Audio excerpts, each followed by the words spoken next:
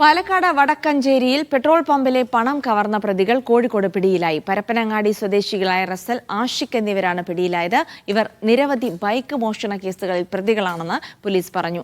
മോഷ്ടിച്ച ബൈക്കുമായാണ് പ്രതികൾ കവർച്ചയ്ക്കെത്തിയത്.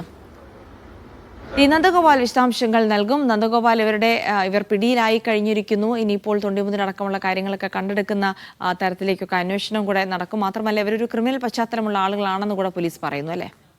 ജിൽസി, അതായത് ഇന്നലെ പുലർച്ചെയാണ് ഈ പന്തലാമ്പാടത്തെ പെട്രോൾ പമ്പിൽ വെച്ച് ഇവർ ഈ ഒരു കവർച്ച നടത്തിയത്. ഈ പെട്രോൾ പമ്പിലെ ജീവനക്കാരൻ ഉറങ്ങിയ സമയത്ത് ബൈക്കിലെത്തിയ ഈ രണ്ടംഗ സംഘം ഇവിടെ ഉണ്ടായിരുന്ന ബാഗ് എടുത്ത് കടന്നു കളയുകയായിരുന്നു. പിന്നീട് പോലീസ് CCTV ദൃശ്യങ്ങളൊക്കെ പരിശോധിച്ച് ഇവരെ വേണ്ടിയുള്ള അന്വേഷണം നടത്തുന്നതിനിടെയാണ് കോഴിക്കോട് വെച്ച് മറ്റൊരു കേസിൽ ഈ രണ്ടുപേരും പിടിയിലാകുന്നത്. പിന്നീട് ഇവരെ ചോദ്യം ചെയ്തു വന്നപ്പോഴാണ് ഇന്നലെ പന്തലാമ്പാടത്ത് നടന്ന കവർച്ചയിലും ഇവരാണ് കവർച്ച നടത്തിയത് എന്നുള്ള കാര്യം വ്യക്തമായത്.